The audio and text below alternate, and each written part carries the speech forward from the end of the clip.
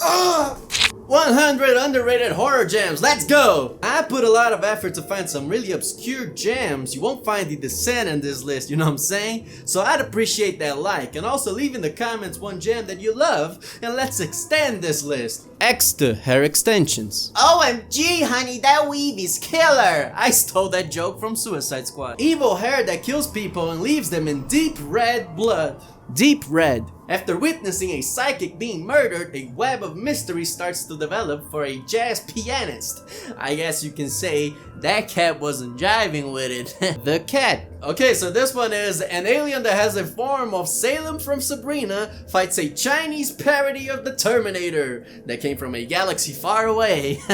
Just terrific. Galaxy of Terror plus Forbidden World. A Roger Corman epic space saga alien ripoff filled with bloods and tits. I invite you to experience that. The Invitation. A quite interesting reunion between friends that haven't seen each other in a while. It takes its time, but once that switch flips, shit goes from 0 to 100 real quick. That's some great tension fabrication. In Fabric. OMG honey, that dress is killer.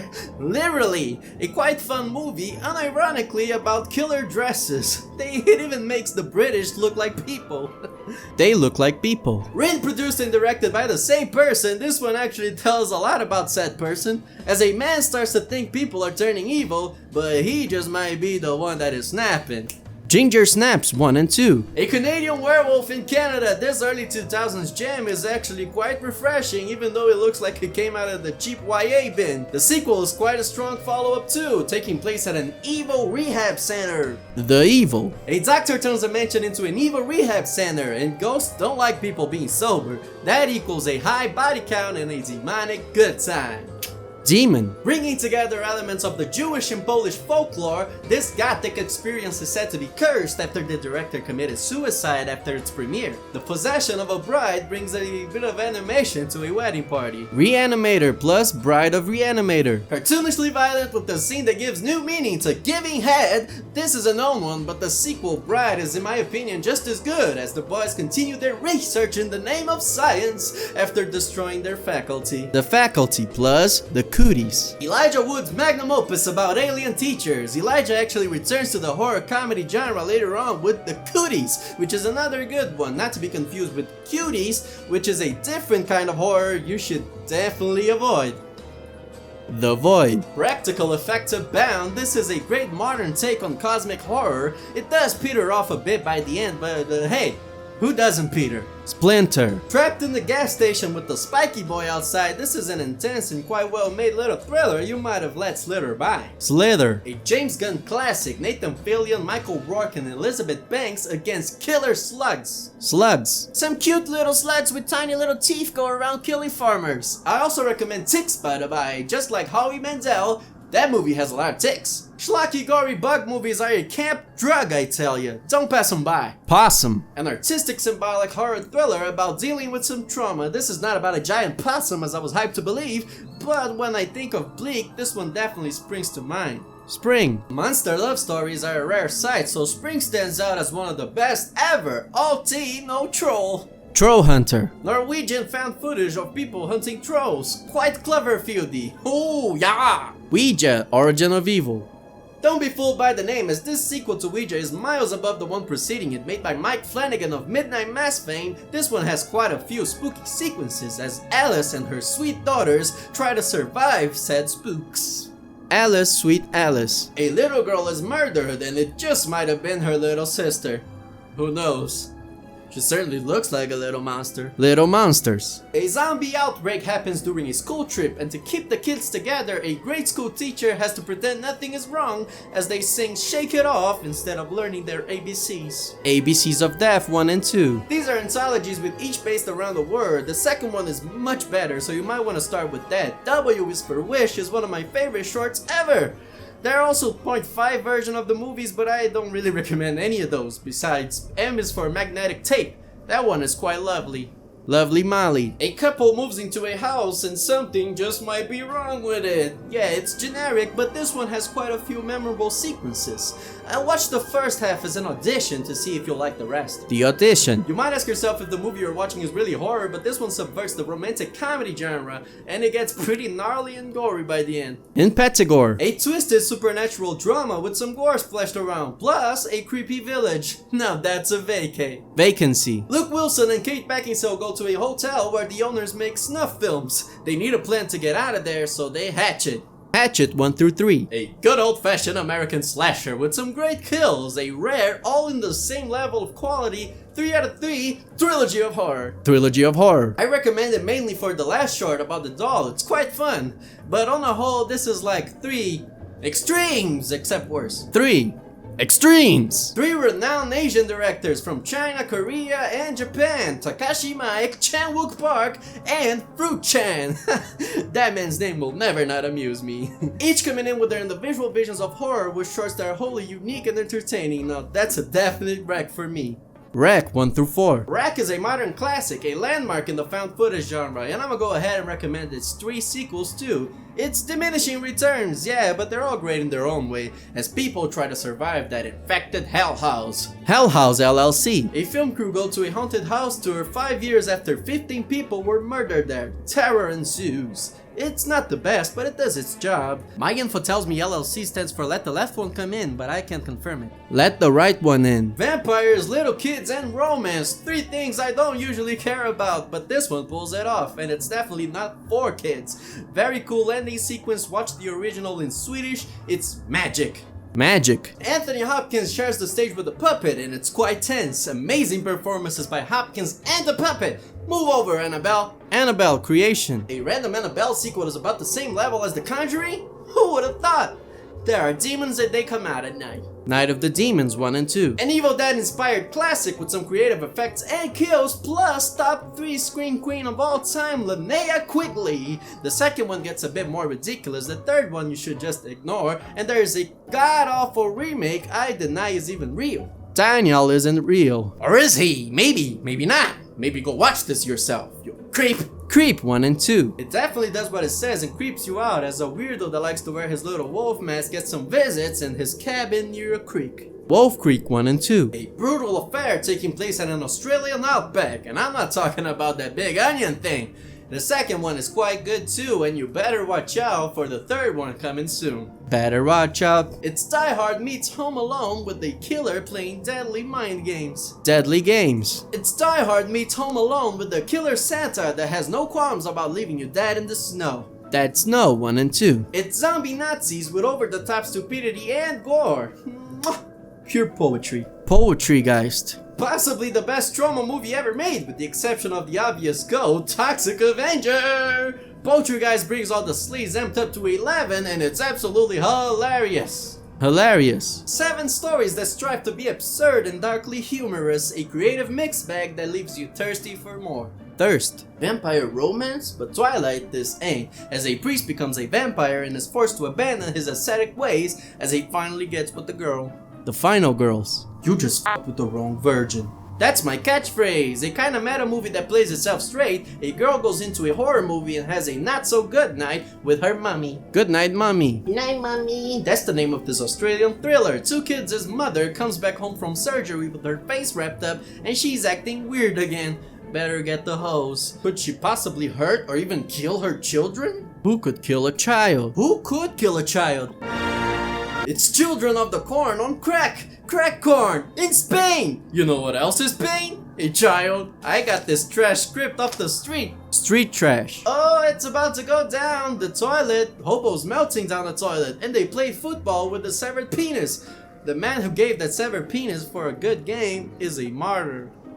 Martyrs. A cult wants to know what's in the afterlife, and to find that out, they bring people as close to death as possible so they could tell them. as if they were Death Kings or something. The Death King. Erik Butgara's 7 philosophical episodes of violent disturbingness will give you visions of terror. Terror vision. A so bad it's good 80s party with a cute slime alien pet baby and wacky hairdos. Don't thread on it. Threads. One of the best movie few people have seen. If you're talking about horroring, this war movie has it on lock. Warlock 1 and 2. Creative deaths are sometimes all I need, and this camp goodness with the jerk genie has enough to give me a DEATHGASM. DEATHGASM. A juvenile humor splatter black metal beasts by day. Day of the Beast. A priest has to commit as many sins as possible to avert the birth of the Antichrist. Does that sound awesome? It goddamn is! It's one of my favorites, and it features a love triangle of bromance. Triangle. Inside a ship, a bunch of friends get mind freaked forever. It's very interesting to see played out. I wish it didn't have so many holes, but it's definitely lodged into my brain. The Lodge. A guessing game from the same director as Goodnight Mommy. It's Goodnight Lodgy! Yay! In this cabin in the snow, there's definitely no hot cocoa. Coco D, Coco Da. Surreal, dark, and psychedelic trip down the woods. This Swedish fairy tale inspired mind freak will hunt your head. The Headhunter. A dark fantasy where a medieval warrior hunts down the monster that killed his daughter after amassing a great head count. Head count. College students on a getaway accidentally summon a demon. Who hasn't performed demonic rituals by mistake before, The Ritual. Hitchhikers Lost in the Woods. One of the best monster reviews in recent memory, incidentally. The Incident. A sci-fi visual feast that will leave you pondering. Did I actually smoke that Mary Jane Doe? The Autopsy of Jane Doe. Who is this dead woman? The answer is creepy, disturbing, scary, with the caveat of it being a bit uneven. Caveat! You might have missed this one because every movie released in 2020 sucked, but this one is actually quite scary as a man has to deal with something inside a house. Inside. This one doesn't hold back either. I mean, the villain in this will totally be charged with assault and battery. The Battery. It's a zombie road trip with quirky indie charm. 2 friends have to deal with the zombie apocalypse and each other. It's a great amount of fun, so tag along. Tag. A weird goddamn movie where someone is eaten by an alligator and 30 seconds later the characters are pillow fighting. Leave you bewildered, it may. That's my Yoda impression. May. A quirky awkward girl is a freak. This one is actually quite sad and dark. Like an orphanage. The Orphanage. A woman's child goes missing and she looks for it with an unforgettable ending that will leave you asking, is there something beyond this black rainbow we call life? Beyond the Black Rainbow. A slow, visually compelling, and visceral little art house that is probably what the devil eats for candy. The Devil's Candy. This movie is metal! A painter is possessed. This one I enjoy because of the faster pacing, and you probably need a sacrament afterwards or something, you know what I'm saying? The Sacrament. Okay, I actually dislike most of Ty West's movies, but this one stands out as the best. It's still slow, but the payoff is much greater as they encounter a lot of graves. Grave Encounters 1 and 2. It's another haunted house found footage spook fest. If you have a friend who has a tendency to not get scared, this one might finally get him praying. Final Prayer. Vatican investigators find more than they bargained for with a ton of atmosphere and an insane love it or hate it ending that will make you go Santa Sangria. Santa Sangre. Alejandro Jodorowsky presents you images of grotesque beauty as one by one people are cut dead. One cut of the dead. What starts out as a very low budget one-take zombie movie turns into something completely different and special afterwards. A completely unique and memorable movie that will leave you dancing with joy in the dark. Dancer in the Dark. It's not quite horror per se, but it's so devastating that it will leave you in pieces. Pieces. A serial murderer is cutting up women to stitch them together into his dead mother. It's a pure burning 80s exploitation offering. Burnt offerings. Ghostly beings inhabit a house. A family moves into said house and pay the ghosts a visit. Pay the Ghost. Nicolas Cage goes around looking for something. Sometimes that's all you wish for, and Nick Cage is the master. Wishmaster 1 and 2. A monkey paw style jerk genie with fun deaths.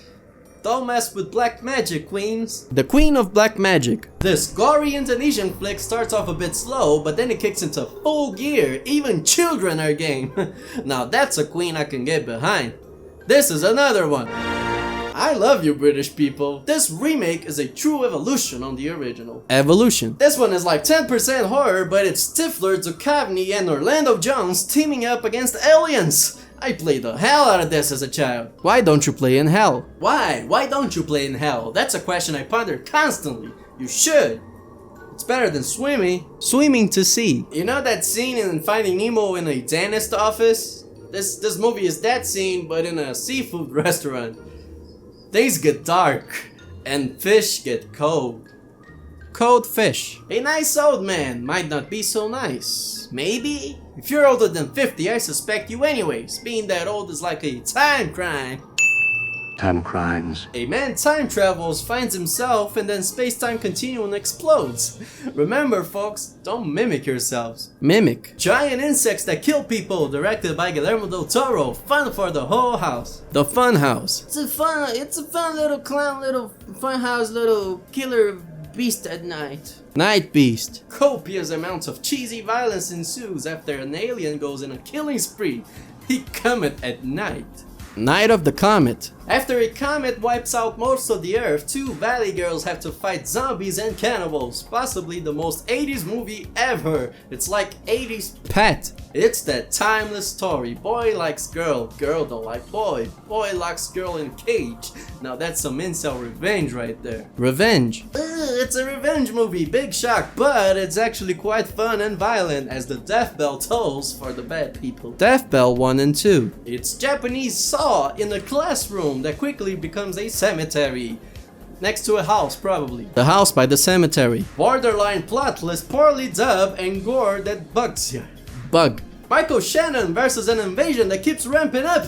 Don't watch it alone in the dark. Alone in the dark. It's a throwback slasher, which I love. The Love Witch. Conjuring up a love spell in Harry Potter is harmless. In this movie, it's deadly. In the real world, it's rape. It's quite decent. The Descent.